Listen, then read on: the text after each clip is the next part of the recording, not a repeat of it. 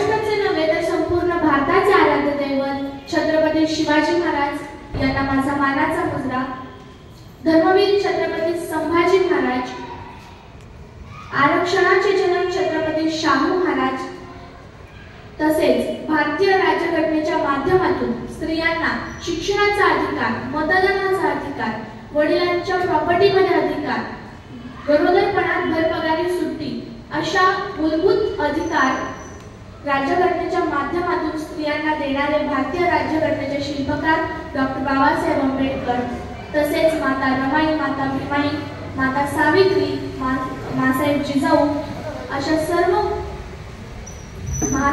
पुरुषांना व स्त्रियांना मी विनम्र अभिवादन करते व माझ्या भाषणाला सुरुवात करते. इतिहास अनेकांच्या अभ्यासाचा विषय आहे, इतिहास अनेकांच्या व्यासंगाचा विषय आहे, इतिहास अनेकांच्या संशोधनाचा विषय आहे, इतिहास अनेकांच्या अस्मितेचा विषय आहे, इतिहास अनेकांच्या अभिमानाचा विषय आहे, इतिहास अनेकांच्या स्वाभिमानाचा विषय आहे, इतिहास अनेकांच्या प्रेरणेचा विषय आहे. खरं तर इतिहास घडवणारी माणसं इतिहास विसरू शकत नाही आणि इतिहास विसरणारी माणसं इतिहास घडवू शकत नाही असं डॉक्टर बाबासाहेब आंबेडकर म्हणतात. तर इतिहास म्हणजे महापुरुषांची चरित्र मालिका असं स्वामी विवेकानंद म्हणतात. तर इतिहास म्हणजे सामाजिक, राजकीय, धार्मिक, आर्थिक कायापालट होय असं क्लार्क मार्क्स म्हणतात. खरं तर इतिहासाच्या पानापानावर भविष्याला घडवण्याचं प्रचंड मोठं सामर्थ्य आहे आणि या सामर्थ्यातूनच उद्याची पिढी घडत राहते, बहरत राहते, फुलत राहते आणि नवा इतिहास उभा करते. ही सगळ्यात मोठी वस्तुस्थिती आहे.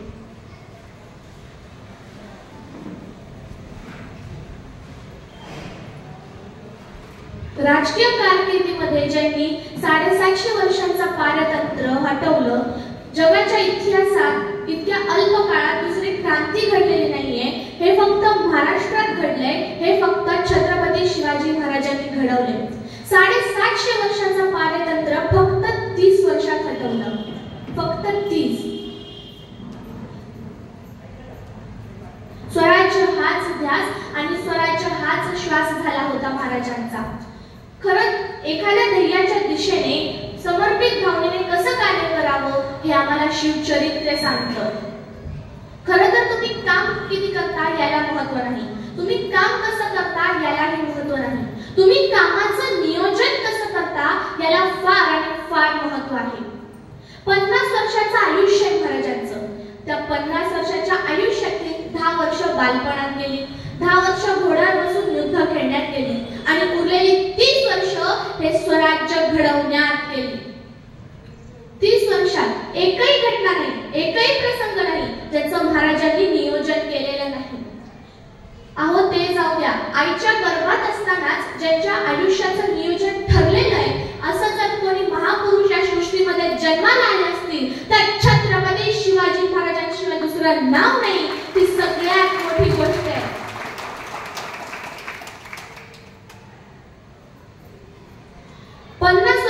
एकही घटना नाही, एकही प्रसंग नाही ज्याचं महाराजांनी नियोजन केलेलं नाही. महाराजांच्या आयुष्यातील फक्त एक आणि एकमेव घटना ज्याचं महाराजांनी नियोजन केलेलं नव्हतं ते म्हणजे महाराजांचा मृत्यू. फक्त याचंच नियोजन महाराजांनी केलेलं नव्हतं. इतिहास घडतो कसा, माणसं घडतात कशी? खरं तर 12 वर्षाचे शिवराजे बंगलोरात असताना शहाजीराजांनी जिजाऊंनी लोककल्याणकारी राज्याच्या निर्मितीसाठी स्वतःचा प्रपंच बाजूला सारला आणि स्वराज्याचा नवीन संसार उभा करण्याच्या दृष्टीने सर्वात मोठे पाऊल उचलले. ठरलं थोरले पुत्र संभाजीराजे यांना शहाजीराजांनी घडवावं. त्यांनी बंगलोरात राहून कर्नाटक प्रांत उभा करावा.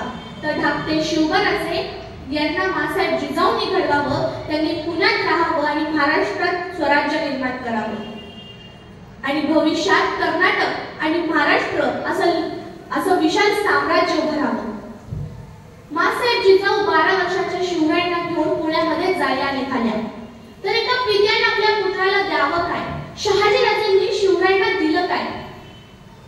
धैर्य दिलं, स्वप्न दिलं, महत्वाकांक्षा दिली आणि स्वतः शहाजीराजांनी संस्कृतमध्ये तयार केलेली राजमुद्रा दिली. ज्या राजमुद्रेत असं लिहिलंय, प्रतिपचंद्र लेखे व वर्धिष्णु विश्ववंदिता शास्त्रो शिवशेषा मुद्रा भद्राय राजते। याचा अर्थ असा आहे की प्रतिपदेच्या चंद्राच्या कलेप्रमाणे तुमचं राज्य वाढत जाईल आणि एके दिवशी ते विश्वाला वंदनीय होईल। काही विश्वास आहे, अजून शिवाजी महाराज बंगलोरातच आहेत, महाराष्ट्रात यायचे, स्वराज्याचा आरंभ व्हायचा आहे, त्याच्या आधीच शहाजीराजे म्हणतात, होय आम्हाला खात्री आहे की तुम्ही राज्य उभाराल, होय आम्हाला खात्री आहे की तुमचं राज्य प्रतिपदेच्या चंद्राच्या कलेप्रमाणे वाढत जाईल, होय आम्हाला खात्री आहे की तुमचं राज्य एके दिवशी विश्वाला वंदनीय होईल। केवढा विश्वास आहे। आणखी काय दिलं शहाजीराजेंनी? एक छोटं मंत्रिमंडळ दिलं। शहाजीराजे शिवरायांना म्हणाले, ध्यानी घ्या राजे, उद्या तुम्हाला तुमचं स्वतःचं मंत्रिमंडळ तयार करायचं आहे। सोबतच शहाजीराजेंनी एक भगवा ध्वज दिला।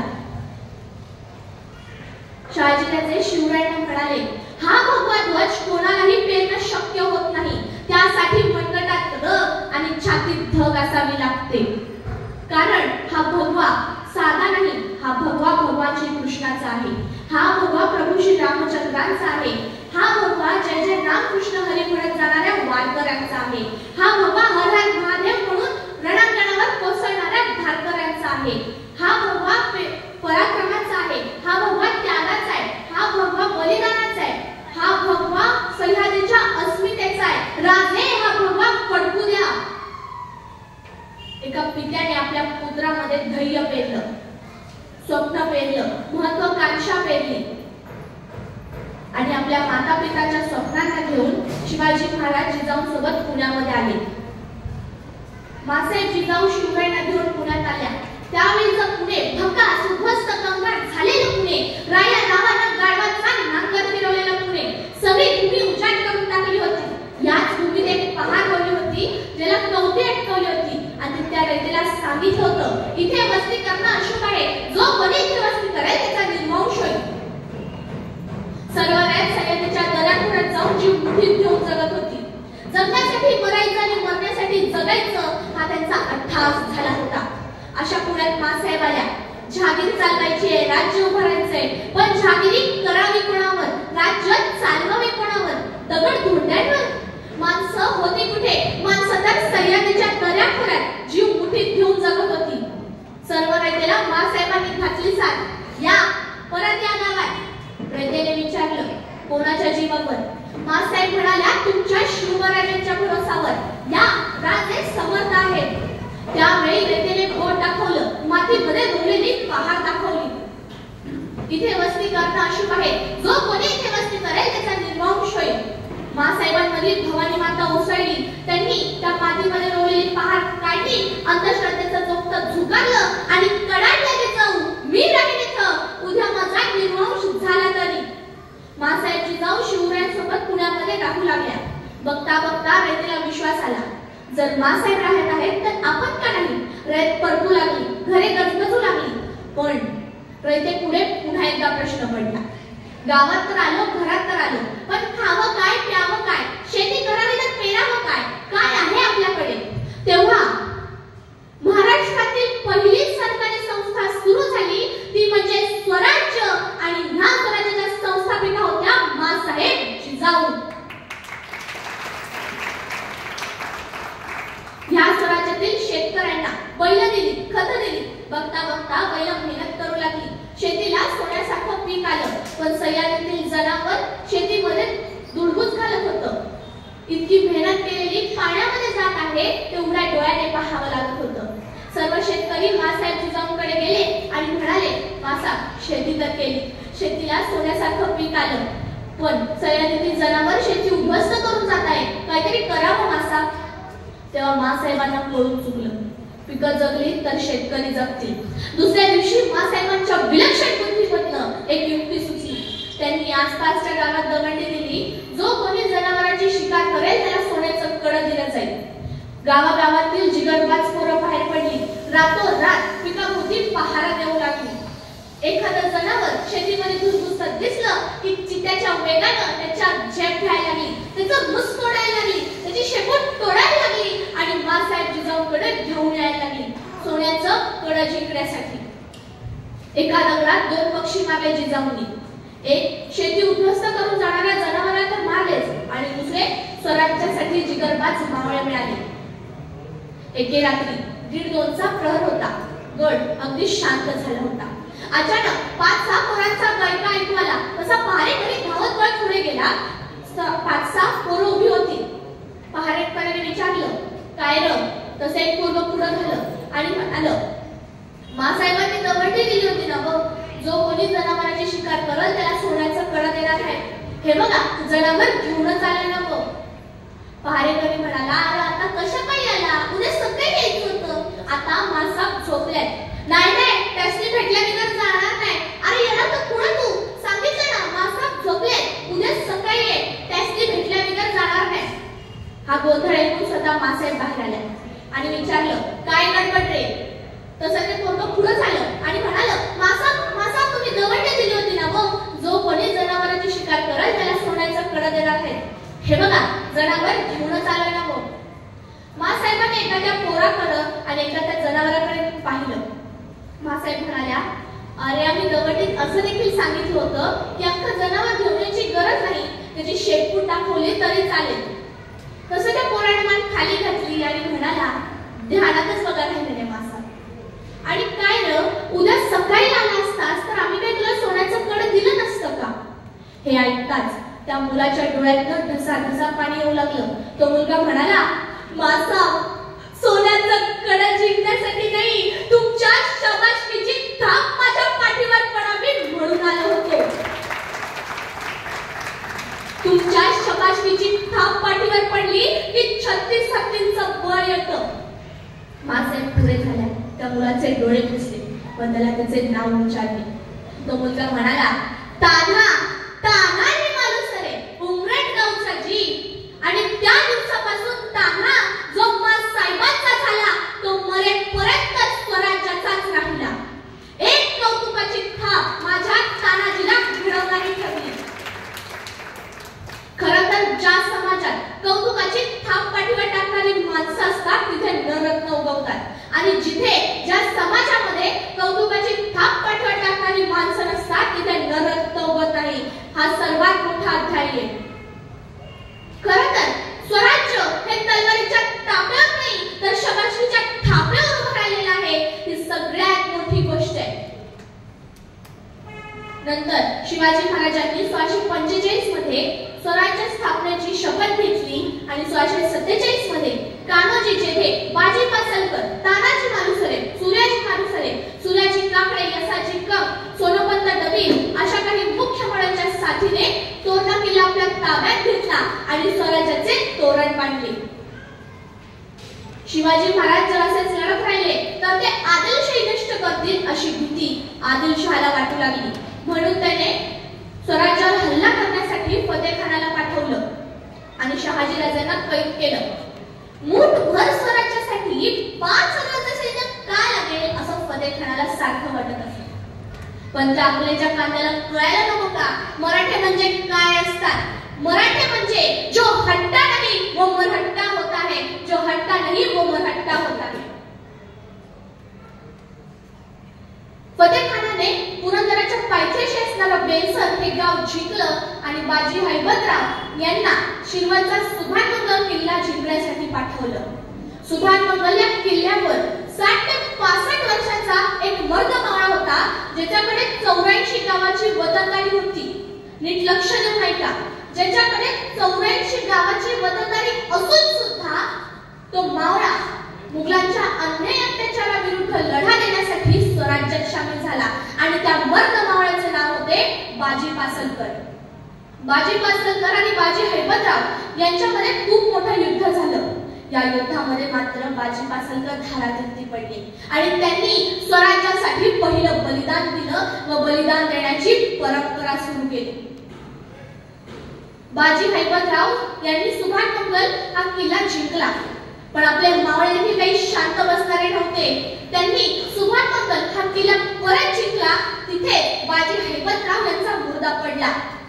पण ही खबर फतेखानाला कळण्या अगोदरच महाराजांनी गनिमी कावा टाकला. महाराजांची एक निशाणाची तुकडी फतेखानाच्या छावणीच्या दिशेकडे गेली. यात काहीशे स्वार होते. 40-50 स्वाराची एक निशाणाची तुकडी होती. त्यात एका स्वाराने भगवा झेंडा आपल्या भाल्याला लावला होता. निशाणाची तुकडी थोडी मागेच थांबली, पण बाकीच्या सर्व मराठ्यांनी फतेखानाच्या छावणीला गराडा घातला आणि इशारा होताच जोरदार हल्ला केला. बेसावर असणाऱ्या फतेखानाच्या सैन्याची एकच तारांबळ उडाली. कोणाचे हात उडाले, कोणाचे पाय उडाले, तर कुणाचं मुंडकं. बेसावतपणे आपण अल्लाहला कधी प्यारे झालो हे त्यांनाच त्यांचं कळलं नाही. फतेखान दोन्ही हातात दानपट्टे घेऊन कसा बसा आपल्या फौजेला सावध करत होता. जसं फतेखानाची फौज सावध झाली, त्यांचा प्रतिकार आणखी वाढला. पण गनिमतगाव करणाऱ्यांना प्रतिकाराचं उत्तर कुठे थांबायचं असतं हे आपल्या सर्वांना माहितीच आहे. म्हणून मावळे यशस्वीपणे माघार देत होते. पण काय झालं कोणास ठाऊक. शिवाजी महाराजांच्या निशाणाची तुकडी जिथे ती थांबली होती त्याच्यावर फतेखानाने जोरदार हल्ला केला. एक महत्वाची गोष्ट, मावळे जेव्हा शत्रूवर हल्ला करायचे नंतर ते माघार घ्यायचे. ते घाबरून नाही, तर शत्रूचं नुकसान झालं की माघार घ्यायचे. पण इथे प्रश्न स्वराज्याच्या निशाणाचं म्हणजे भगव्या झेंड्याचं होतं. फतेखान आणि त्याचे सैन्य ते निशाण कसं आपल्या हातात घेता येईल या लगबगीत होते. म्हणून दाट ओठ खाऊन शत्रूवर मराठ्यांवर तुटून पडत होते. मराठे देखील पराक्रमाची शर्थ करत होते, पण संख्येने कमी होते. तितक्यात अचानक धुळीचा लोट उठला. काही कळण्याच्या अगोदरच फतेखानाचे 7-8 सैनिक टपले गेले.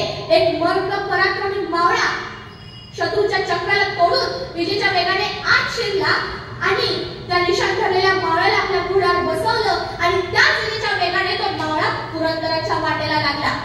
सर्व मावळे पुरंदर किल्ल्याच्या पायथ्याशी येऊन पोहोचले व पुरंदरावर जाऊ लागले. तिथे छत्रपती शिवाजी महाराज होते. फक्त निशाणाचा ध्वज शत्रूच्या हातात सापडू नये म्हणून जीवाची बाजी लावणारे हे वीर होते. शहाजी राजांचे ज्येष्ठ सरदार, सोबतच मित्र व स्वराज्यासाठी वतनावर पाणी सोडणारे निस्वार्थी कान्होजी जेधे यांचे ज्येष्ठ पुत्र बाजीराजे जेधे. बाजीराजे जेधेचा पराक्रम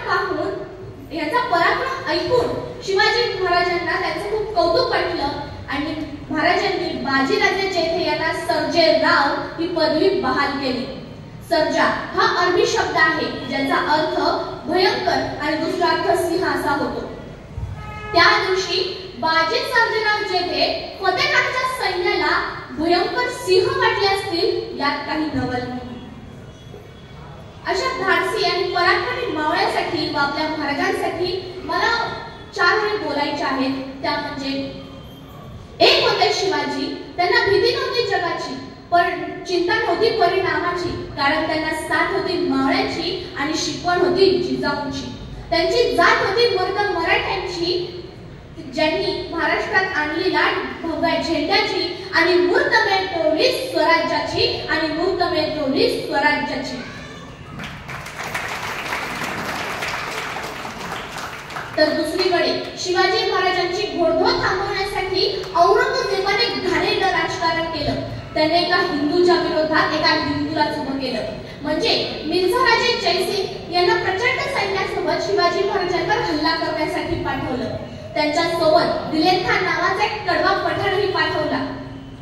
स्वराज्यात दाखल होताच मिर्झाराजांनी पुरंदर किल्ल्याला वेढा घातला. त्यावेळी पुरंदर किल्ल्याचे किल्लेदार होते मुरादबाजी देशपांडे. मुरादबाजी देशपांडे आणि 700 मावळे मोठ्या ताकदीने किल्ला लढत होते. तर मिर्झाराजे त्यांचा सामना मोठ्या चतुराईने करत होते. पण मिर्झाराजांना विचार आला की आपण आपला हल्ला वाढवूया, जास्तीत जास्त तोफांचा हल्ला करूया. या तोफेच्या हल्ल्यात वज्रगड कोसळतो हे पाहून मुरादबाजी देशपांडेंना राग येतो आणि ते मिर्झाराजांच्या सैन्यावर मोजक्या मावळ्यांच्या साथीने हल्ला करतात. त्यांचं युद्ध कौशल्य पाहून दिलेर खान त्यांना मुघलशाहीमध्ये सामील होण्याचा फरमान देतो. पण मुरादबाजी त्याचं फरमान स्वीकारत नाही व त्याच्यावर धावून जातात. मुरादबाजी आपल्यावर धावून येत आहे पाहतात दिलेर खान धनुष्यबाणाने त्याच्यावर हल्ला करतो आणि तो बाण मुरादबाजींच्या कंठात शिरतो. मुरादबाजी तिथेच धारातीर्थी पडतात. तरी देखील मावळे लढत असतात. अशा मुरादबाजींसाठी मला म्हणावंसं वाटतं, शिर कटूनही मुरादबाजींचा देह रणांगणात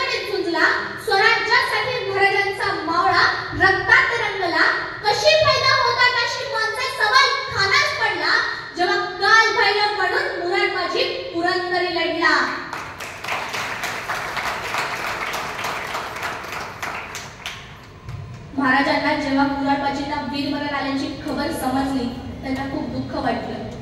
पुरंदरही गेला व पुरंदरला झुंजत ठेवणारा धुरंदरही गेला. त्यांनी खूप विचार केला आणि त्यांच्या लक्षात आलं की हे जे स्वराज्य ज्या मावळ्यांसाठी आणि ज्या रयतेसाठी होत आहे, जर ते मावळ्याने वेळतच नसेल तर या स्वराज्याचा उपयोग काय. म्हणून त्यांनी मिर्झाराजांसोबत तह केला व शिवराय 9 वर्षाच्या शंभूराजांसोबत आग्र्यावर जातात आणि आग्र्यावरून सुखरूपपणे आपली व शंभूराजांची सुटका करतात हे आपल्या सर्वांना माहितीच आहे. आग्र्यावरून आल्यावर शिवाजी महाराज पुन्हा स्वराज्याची बांधणी करतात. आजकालच्या जगात काही माणसे किंवा मुलं नापास झाले म्हणून स्वतःचं आयुष्य संपवण्याचा प्रयत्न करतात, पण असं न करता महाराजांना आपल्या डोळ्यासमोर ठेवून त्यांचा इतिहास आठवा आणि पुन्हा एकदा खंबीरपणे उभे राहा.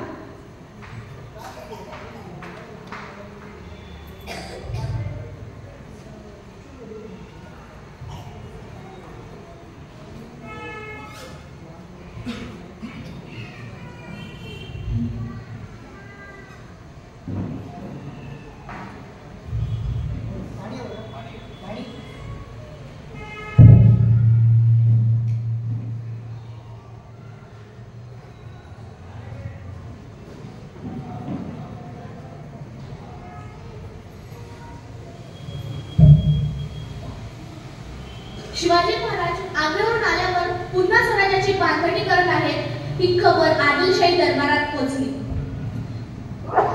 ही खबर ऐकून वजीर खवासा राग येतो. तो विचार करतो जर शिवाजी महाराज असेच लढत राहिले तर ते आदिलशाही नष्ट करतील. तेवढ्यात त्याची नजर अब्दुल करीम बहलोल खान कडे गेली. तो जणू दुसरा अफजल खान होता. उंच आणि तगडा, त्याचे अंगबळ अफाट होते. बहलोल खान 12,000ची फौज घेऊन विजापूरवरून निघाला आहे अशी खबर शिवाजी महाराजांना समजते. ते सरसेनापती प्रतापराव गुजर यांना 15,000ची फौज देऊन कानमंत्र देतात की हा बहलोल खान बहुत वळवळ करत आहे, तुम्ही त्याला मारून फतेह व्हा. प्रतापराव महाराजांची आज्ञा घेतात आणि बहलोल खानाला मारण्यासाठी निघतात. बहलोल खान एका गावा ठिकाणी आहे असं प्रतापरावांना अशी खबर प्रतापरावांना समजते आणि प्रतापराव आपल्या सैन्यासोबत तिथे जातात. उमराणी गावाजवळ एकच मोठं जलाशय असतं. ते प्रतापराव आपल्या ताब्यामध्ये घेतात व त्यावर पहारे बसवतात. जवळच बहलोल खानाची छावणी असते. मराठ्यांनी दुरूनच छावणीला गराडा घातलेला असतो.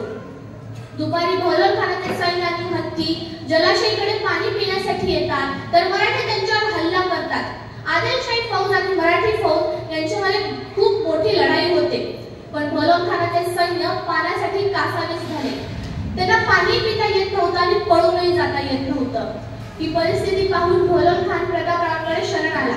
तो म्हणाला, मला तुमच्याशी युद्ध करायचं नव्हतं. मी तर बादशाहच्या हुकुमाने आलो होतो. मी पुन्हा कधी स्वराज्याकडे वाकडे नजरेने बघणार नाही.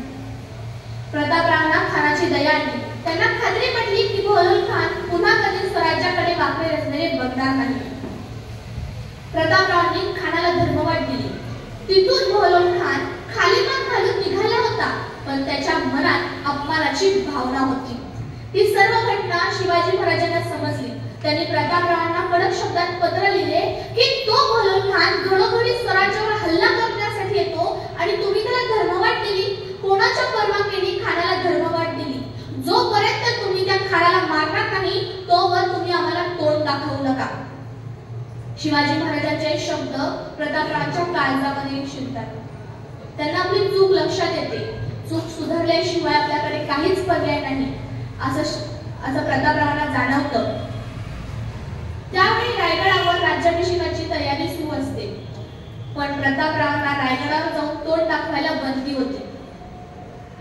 तो बहलोल खान कुठे चिंतेत सापडतोय याचाच विचार प्रतापराव करत होते आणि तेवढ्यात त्यांना खबर मिळाली की बहलोल खान वेस्तीच्या दिशेने येत आहे. प्रतापराव बहलोल खानाचं नाव ऐकताच आपल्या 6 मावळ्यांना घेऊन बहलोल खानाच्या छावणीवर तुटून पडतात. डोक्यात एकच विचार, तो म्हणजे बहलोल खानाला मारून ही खबर शिवाजी महाराजांना सांगायची. पण क्रोधामुळे प्रतापरावांकडून दूरदृष्टीचा निर्णय घेता आला नाही. व ते त्यांच्या फौजेला आपल्यासोबत घेऊन जायचं त्यांना लक्षातच आलं नाही. ते फक्त आपल्या 6 मावळ्यांना घेऊन बहलोल खानाच्या फौजेवर तुटून पडले. तरी सुद्धा ते 7 वीर जणू विजेच्या लखलखत्या गोळ्यासारखे लढत होते. बहलोल खान त्यांचं युद्ध कौशल्य पाहून आश्चर्यचकित पडला. पण त्या 7 वीरांच्या भोवती शत्रूचा गराडा पडला आणि एक एक मोहरा धर्तीवर कोसळू लागला. प्रतापराव आणि 6 मावळे धारात कीर्ती पडतात. ही खबर शिवाजी महाराजांना समजली. त्यांच्या डोळ्यातून अश्रू आले. त्यांना आता जाणवलं की पत्रातले शब्द आता खरे ठरले होते. प्रतापराव पुन्हा कधी तोंड दाखवायला येणार नव्हते. नंतर महाराजांनी सगळ्या मावळ्यांना पाठवून बहलोल खानाला मारलं आणि प्रतापरावांची शपथ पूर्ण केली. जेव्हा महाराजांचा राज्याभिषेक चालू होता तेव्हा महाराजांना प्रतापरावांची उणीव भासत होती. प्रतापरावांसोबत जे 6 मावळे गेले होते त्या 6 मावळ्यांचं नाव होतं विसाजी भल्लाळ, दापोजी राऊतराव, विठ्ठल बिलाजी अत्रे, कृष्णाजी भास्कर, सिद्धी हिलाल विठोजी शिंदे आणि सरनोबत कुर्तोजी गुज्जर म्हणजे प्रतापराव गुज्जर. या 7 वीरांबद्दल कुसुमाग्रजांनी एक गाणं लिहिलं आहे. ते आपल्या सर्वांना माहितीच असेल. त्या गाण्याच्या मी 4 ओळी बोलते. ते फिरता बाजूस डोळे किंचित ओले, सरदार साहस सावनी उठले शेले, रिकीबीत टाकले पाय झेलले भाले, उसळले धुळीचे लोट, वेढ्यात मराठे वीर तोडले साथ. मला पूर्ण गाणे येत नाही पण मी आपल्यासमोर बोलण्याचा प्रयत्न केलाय. जर काही चुकलं असेल तर क्षमस्व. मी नेहमी विचार करते की शिवाजी महाराजांचा जेव्हा राज्याभिषेक चालू असेल, जेव्हा शिवाजी महाराजांच्या राज्याभिषेक त्यांच्या सिंहासनाकडे चालले असतील, त्यांच्या मनात नक्कीच त्यांनी जो 20-22 वर्षाचा प्रवास केला त्यांच्या नजरेसमोरून धावला नसेल तर नवलच आहे. त्यांना आठवलं असेल की अरे कोंढाण्याला जेव्हा तानाजीला जायचं होतं, म्हणजे कोंढाण्याची मोहीम तानाजी घेण्यासाठी ठरलेलं, त्यावेळी तानाजींच्या मुलाचं म्हणजे रायबाचं लग्न होतं. त्या परिस्थितीत देखील तानाजी मालुसरे महाराजांना म्हणाले, महाराज आधी लगीन कोंढाण्याचं आणि मग माझ्या रायबाचं. आणि हेच तानाजी मालुसरे मोजक्या मावळ्यांना घेऊन कोंढाणा सर करतात आणि गडाला सिंह गेला आपल्या सर्वांना परिचितच आहे. ते तानाजी मालुसरे महाराजांना आठवले नसतील तर नवलच आहे. नंतर पुरंदर जाऊ नये म्हणून मोजक्या मावळ्यांना घेऊन मिर्झा राजांच्या छावणीवरचे हल्ला करतात आणि त्यांच्या कंठामध्ये बाण लागून ते धारात कीर्ती पडतात. ते मुरादबाजी देशपांडे महाराजांना आठवले नसतील तर नवलच आहे. नंतर बहलोल खानाला माफ करून सोडून दिलं म्हणून ज्या प्रतापराव गुजरांना महाराज ओरडले आणि हेच प्रतापराव त्यांना म्हणाले की जोपर्यंत मी बहलोल खानाला मारत नाही मी माझं तुम्हाला तोंड दाखवणार नाही. हेच प्रतापराव 6 मावळ्यांना घेऊन बहलोल खानाच्या छावणीवर तुटून पडतात. ते प्रतापराव महाराजांना आठवले नसतील तर नवलच आहे. आणि इतिहासातील सर्वात मोठी लढाई जी मला वाटते ती म्हणजे घोडखिंडाची लढाई, म्हणजेच पावनखिंडाची लढाई. 300 लोक 5000 सैन्याशी लढले होते. थोडक्यात मांडणं कठीण आहे पण मी आपल्यासमोर मांडण्याचा प्रयत्न करते, कारण आपल्याला कळलं पाहिजे की 300 लोक 5000 सैन्याशी लढतात कसे आणि त्यातून आपण काय शिकू शकतो. आपल्या सर्वांना माहितीच आहे की सिद्धी-जोहरने पन्हाळा किल्ल्याला वेढा घातला होता आणि पन्हाळ्यावरून महाराजांना जायचं होतं विशाळगडावर. पन्हाळा ते विशाळगडाचं अंतर जवळपास 65 किलोमीटर होतं. रात्री 9 ते 10च्या सुमारास शिवाजी महाराज 600 मावळ्यांना घेऊन पन्हाळ्यावरून निघाले विशाळगडावर जाण्यासाठी. वाट सरळ नव्हती. अगदी त्या जंगलांमधून, दऱ्याखोऱ्यांमधून, काट्याकुट्यांमधून जायचंय. घोड्यांचा वापर करायचा नाही कारण घोडे आवाज करतात. म्हणजे 65 किलोमीटरचं अंतर आपल्याला पायी पार पाडायचं आहे. हे काम खूप कठीण होतं. तरी सुद्धा ते 600 मावळे ज्यांना त्या विभागाची चांगली माहिती होती असे जेठे आणि बांदल महाराज बाजीप्रभूंसारख्या सेनानी महाराज निघाले. जवळपास 52 किलोमीटरचं अंतर पार करून हे सर्वजण घोडखिंडच्या इथे पोहोचले आणि हेरामार्फत त्यांच्या कानात बातमी आली की सिद्धीचंद सोबत असणारा आणखी एक सरदार सिद्धी मसूद तिथे 5000चा सैन्य घेऊन येतोय. त्या 2,500ची घोडदळ आहे आणि 2,500ची पायदळ आहे. याचा अर्थ 5000 सैन्याला उघड्या मैदानात सामोरं होता। त्यावेळी बाजीप्रभूंनी एक धाडसी निर्णय घेतला। जे महाराजांना म्हणाले, महाराज तुम्ही 300 मावळे घेऊन पुढे वा, विशालगड गाठा। किती 13 किलोमीटर अंतर बाकी आहे। 13 किलोमीटर अंतर जायला एक प्रहर म्हणजे 3 तास लागतात आणि ती आमच्यासाठी T20 ची मॅच आहे। आम्ही ती खेळू।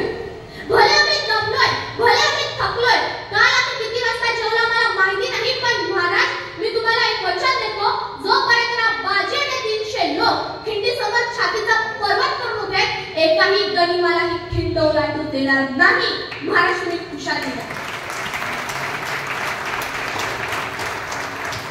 महाराजांना एक कल्पना तितकीशी आवडलेली नव्हती, तरी सुद्धा या सगळ्यांच्या विनवण्यांना शरण देऊन महाराज विशालगडावर जायला निघतात आणि 300 लोक तिथे लढायला सज्ज होतात। विचार करा, समोरून 5000चं सैन्य येतंय, ते ताज्या दमाचं सैन्य आहे। ते लोक थकलेले नाहीयेत, हे 300 लोक थकलेले आहेत आणि अशा थकलेल्या अवस्थेत त्यांच्याशी लढणं म्हणजे अख्खं समुद्रावर घेण्यासारखं होतं। म्हणजे आता आपण गणिमी काव्यावर येतो। ऑब्वियसली बाजीप्रभूंची रणनीती काय असेल तर 300 मावळ्यांपैकी 100 मावळे खिंडीच्या तोंडापाशी उभे राहतील।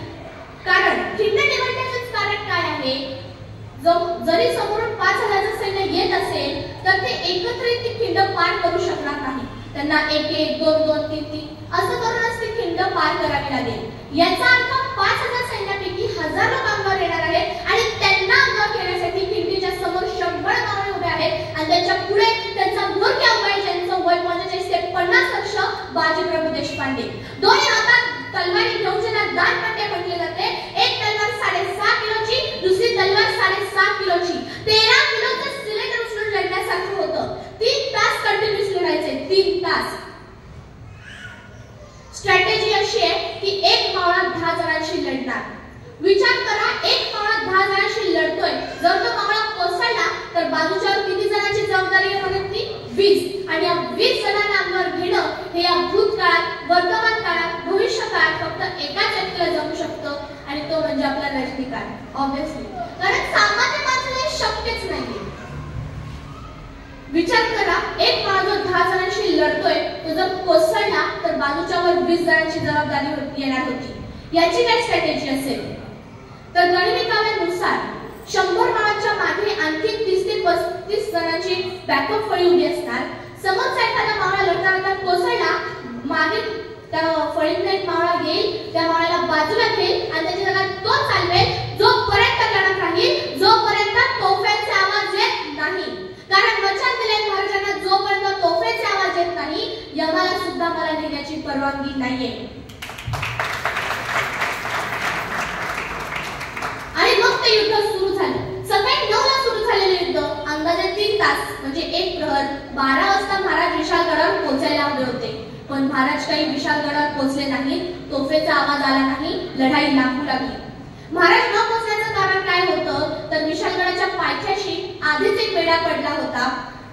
जसवंत दळवी आणि सुलेराव शिर्के यांनी आधीच एक वेढा घातला होता। विशालगडावर जायचंय तर तो वेढा फोडावा लागेल। वेढा फोडायला किती वेळ लागेल काही सांगता येत नाही, कारण महाराजांसोबत जे 300 मावळे गेलेत ते 65 किलोमीटर चालू केले। याचा अर्थ ते आणखी जमले, मग वेढा फोडायला कदाचित 4 तास लागतील, 5 तास लागतील। याचा अर्थ पावनखिंडीची लढाई जी 3 तास होत होती ती 9 ते 10 तासांवर लांबली गेली होती। 9 ते 10 तास सातत्याने लढणं हे खूप कठीण काम होतं, तरी सुद्धा बाजीप्रभू आणि 300 मावळे लढत होते। सकाळी 9 ला सुरू झालेलं युद्ध 1 वाजतोय, 1:30 वाजतोय, 1.5 प्रहर झाला तरी युद्ध काही थांबत नव्हतं। सिद्धी बसून वैतागला, तो म्हणाला, अरे या खिंडीमध्ये जे 300 मावळ्यांचं वादळ उडलेलं आहे त्याला थांबवायचं कसं? ही खिंड पार करून जाणं आपल्याला जन्मात शक्य नाहीये। त्याने खूप विचार केला, त्याच्या लक्षात आलं की या सगळ्याचा मोठ्या बाजीप्रभू आहे। याला जर आपण ठार मारलं तर बाकीचे लोक आपोआप पळ काढतील अशी त्याची समजूत होती। सिद्धी बसून एक बंदूकधारी बोलवला, त्याला एका टेकडीवर उभं केलं। सिद्धी बसून त्या बंदूकधाऱ्याला म्हणाला, वो बाजीप्रभू को खत्म कर, वो खत्म तो लढाई खत्म। तो बंदूकधारी वेड्यासारखा त्या 300 लोकांना लढताना बघत होता। सिद्धी बसून त्याला म्हणाला, हुआ क्या, खत्म करो उस बाजीप्रभू को। तो बंदूकधारी त्याला म्हणाला, अरे मैं उसको मारूंगा लेकिन मुझे ये तो बताओ कि इसमें बाजीप्रभू है कौन? कारण सगळेच बाजीप्रभू वाटतायत, सगळे त्याला लीडर सारखे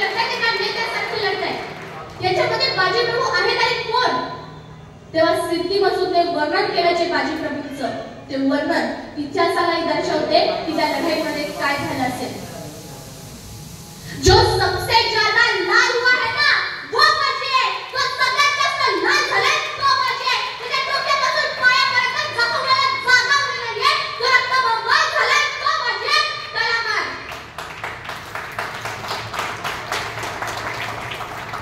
त्या बंदूकधाऱ्याने बघितलं एक माणूस दोन्ही हातात दांडपट्टे घेऊन वेड्यासारखा लढतोय. जो रक्ताच्या थांबवाच्या तळी लढतोय. त्या बंदूकधाऱ्याने नेम धरला. ती गोळी बाजीप्रभूंच्या छातीमध्ये शिरली. बाजीप्रभू एका क्षणात खाली कोसळले. त्यांच्या डोळ्यासमोर अंधार आला. त्यांना कळलं हा मृत्यू आहे.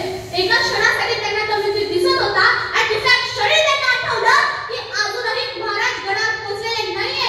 तोफेचा आवाज आलेले नाहीये. मला उठावं लागेल, लढावं लागेल. बाजीप्रभू पुन्हा उठले, पुन्हा लढायला लागले. इतकी गोळी लागून सुद्धा, इतके जखमा होऊन सुद्धा पुढचे 1, 2 नाही तब्बल 4 ते 5 तास बाजीप्रभू लढत होते. जोपर्यंत लढत होते जोपर्यंत तोफेचे आवाज येत नाही. आणि शेवटी तोफेचे आवाज आले. बाजीप्रभूंना कळलं माझे राजे गडावर पोहोचले. ज्या कामासाठी मी ते लढत होतो ते काम संपन्न झाले. इतका वेळ जो बाजूला मृत्यू उभा होता त्या ते म्हणाले असतील जा रे बाबा आता घेऊन जा. ज्या कामासाठी मी ते उभा होतो ते काम झालंय. माझे राजे गडावर पोहोचले. या घटनेनंतर सिद्धी मसूदचं 2,500चं घोडदळ बाजीप्रभूंच्या आणि जे शहीद झालेले मावळे होते त्यांच्या अंगावरून गेलं. जेव्हा मावळे बाजीप्रभूंना घ्यायला आले तेव्हा बाजीप्रभूंचं अखंड शरीर सापडलंच नाही. तुकडे झाले होते शरीराचे. काय म्हणायचं या वेडेपणाला. सकाळी 9ला सुरू झालेलं युद्ध संध्याकाळी 6 वाजता संपताना लोक लढत होतात. तर मी एक गोष्ट या लढाईमधून शिकले जी आपण प्रत्येकाने शिकावी की आपण जे धैर्य ठरवतो ना त्याच्या समोरची कामगिरी आपली नेहमी कमी पडते. आपण म्हणतो की मी खूप केलं, आपण म्हणतो की मी खूप केलं, पण बाजीप्रभूंना आठवा आपल्याला कळेल आपण आपल्या आयुष्यात काहीच नाही केलं.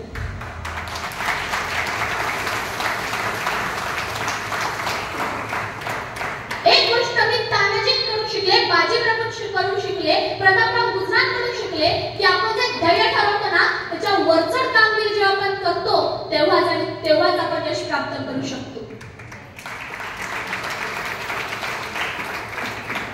आणि दुसरी महत्त्वाची गोष्ट म्हणजे जी आपल्याकडे नाहीये ना त्याच्याकडे लक्ष देऊन रडण्यापेक्षा जे आहे त्याचा उत्कृष्ट वापर करा आणि यश खेचून आणा.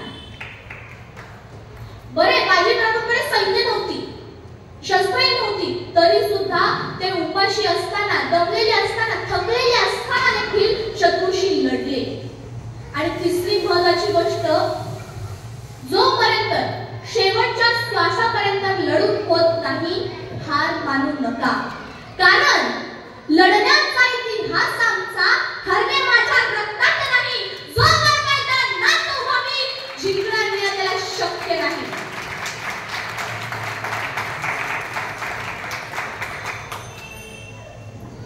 आणि जेव्हा महाराजांच्या राज्याभिषेकाची खबर औरंगजेबाला समजली, औरंगजेब म्हणजे कोण? महाराजांच्या आयुष्यातील सर्वात मोठा शत्रू.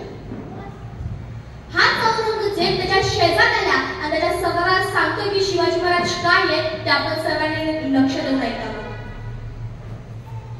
ये सब फिजूल है शहजादे, चंगेज और तैमूर के खून में कभी शिकस्त नहीं देखी मगर आज तंजौर से लेके कंधार तक सारे हिंदुस्तान को मुगल सल्तनत में शामिल करने का एक ख्वाब देखने वाली मोहब्बत औरत आज एक क्या देख रही है. शिवाजी हमारे नजरों के सामने हमारे सल्तनत की तामीर कर चुका है. हमारे लाखों के फौजों के सूबेदारों को शिकस्त देके उधेड़ के रखा है उसने. ये हमारे मामू जान मिर्जा अबू तालिब शाइस्ते खान. बड़ी शर्मनाक बात है शहजादे. शिवाजी ने इनके लाल महल में छापे डाल के इनके छक्के छुड़ा दिए. ये तो तकदीर के बड़े सिकंदर थे, इनकी जान बच गई. सिर्फ 3 उंगलियों पे समझौता करना पड़ा. ये जोधपुर के महाराजा जसवंत सिंह राठौड़ मराठों के जख्म मारे अपने छाती पे नहीं बल्कि अपने पीठ पे खाए. ये हाफजी कोलत खान जिसके हथेली पे मिठाई रख के शिवाजी अमृत के खाने से फरार हो गया. सारे मंसूबों को खाक में मिले गए इस कोलत खान ने. लक्षर जंग छोड़ के भागने वाले करतलब खान ने रसूल बेग गजवानी, मीना दिस तरबियत खान, जहां खान, भादु खान गोपालदास, वजीर चौधरी ने नरवत खान के सैयद मुलावत खान, तमाम राजपूत मुद्दे लंबाई पठाने सबको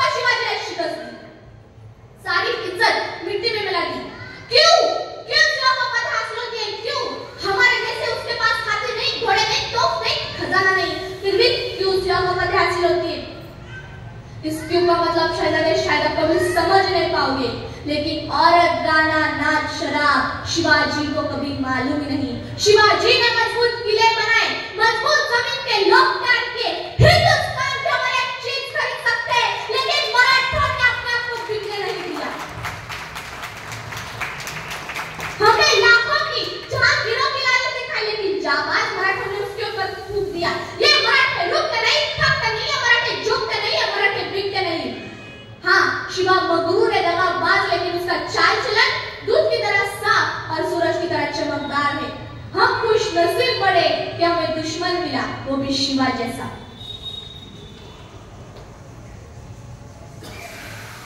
आजकालच्या जगात खरं तर शिवरायांचे गुण आणि विचार अंगी करण्याची वेळ आहे।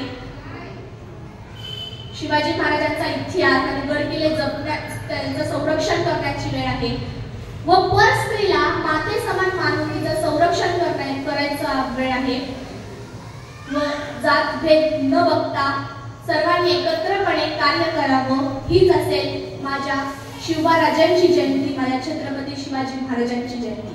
मी आपल्या सर्वांचे जास्त वेळ न घेता इथेच थांबते व पुन्हा एकदा ह्या सोसायटीने मला आपल्यासोबत बोलायची संधी उपलब्ध करून दिली, त्यांचे मी मनापासून आभार मानते। जय जिजाऊ, जय शिवराय, जय शिवराजे, धन्यवाद।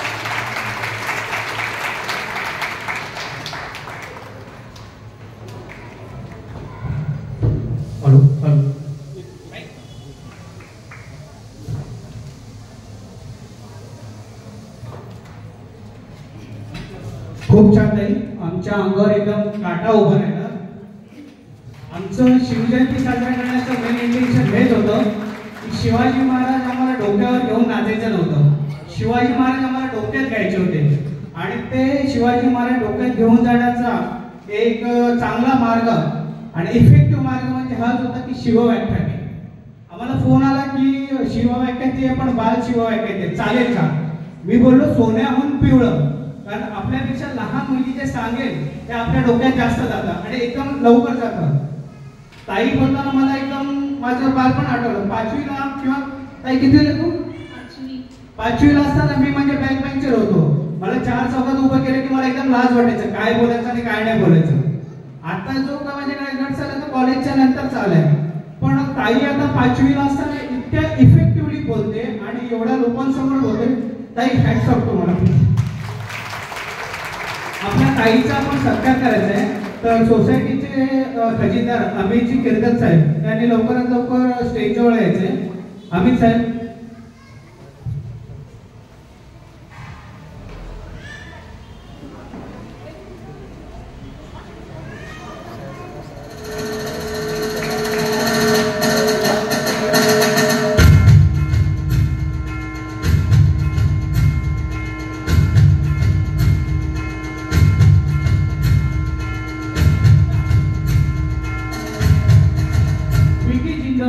स्टेजजवळ यायचं।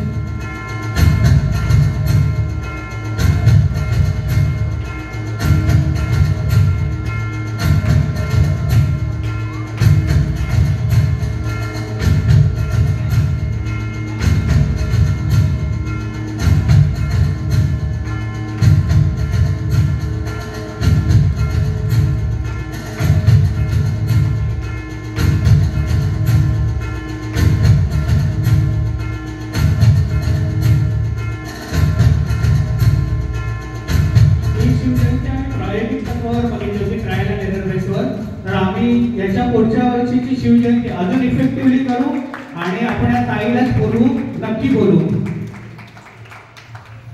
ताई, आम्हाला खूप अननोन गोष्टी आम्हाला या वेळेला कळलेल्या आहेत तुझ्या मार्फत, त्यामुळे खूप खूप खूप खूप धन्यवाद ताई। विनोदजी हेदुलकर यांना पायीच्या स्पीचवरून इन्स्पायर होऊन एक गाणं बोलावं असं वाटते, तर त्यांनी गाण्यासाठी पुढे यावं।